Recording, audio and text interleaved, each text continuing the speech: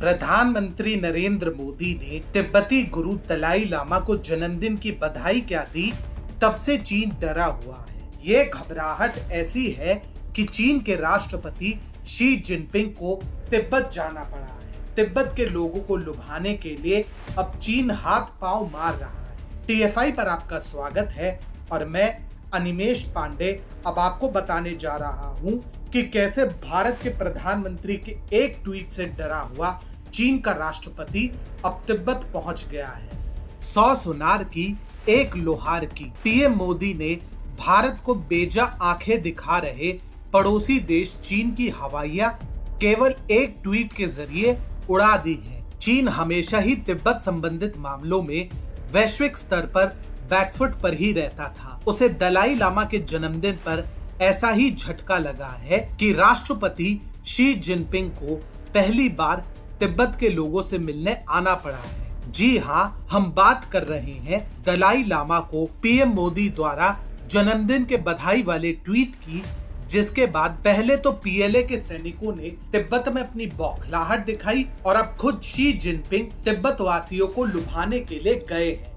दुनिया को Wuhan virus जैसी महामारी देने वाले चीन को लेकर हमेशा ही विश्लेषकों ने कहा है कि चीन को झटका केवल भारत ही दे सकता है। यद्यपि पुरानी सरकारों द्वारा चीन भारत में जड़ें मजबूत कर रहा था, लेकिन मोदी सरकार उसे 7 सालों से झटके पे झटका ही दे रही है। ऐसे में अचानक चीनी राष्ट्रपति शी जिनपिंग को तिब्बत का दौरा करना पड़ा है। उन्होंने यहाँ उन जगहों का भी दौरा किया जहाँ के लोग धर्म गुरु दलाई लामा के समर्थक माने जाते हैं। उन्होंने तिब्बत में विकास से लेकर समृद्धि तक के झुंझुने देने का प्रयास किया है। जागरण के रिपोर्ट के अनुसार चीनी राष्ट्रपति शी जिनपिंग तिब्बत के लहासा में बारखोर इलाके में गए थे और वहां पोटाला हाउस के अंदर जाकर भी उन्होंने कुछ टिप्पणियां की हैं। जिनपिंग का पोटाला पैलेस जाना उनके भारत से डर को प्रतिबिंबित करता है और अब सवाल है कि ऐसा क्यों है। तो इसलिए क्योंकि ये वही पैलेस है जहां दलाई लामा सर्दियों के दौरान ठहरते थे और अब इसे बंद करने की चीनी सरकार ने घोषणा कर दी। खास बात यह है कि 22 जुलाई को जब इसकी बंदी की अधिसूचना जारी की गई तो ये बताया गया था कि कोई विशिष्ट व्यक्ति दौरे पर आ सकता है, लेकिन अब अचानक जिनपिंग का दौरा दिखाता है कि वो व्यक्ति कौन है। जिनपिंग के इस दौरे को तिब्बत और चीन के 17 पॉइंट के समझौतों की 70वीं वर्षगांठ से जोड़कर देखा जा रहा है, लेकिन असल में ये कोई साधारण बात नहीं है, क्योंकि चीनी राष्ट्रपति अचानक तिब्बत के दौरे पर यूं ही नहीं आए हैं।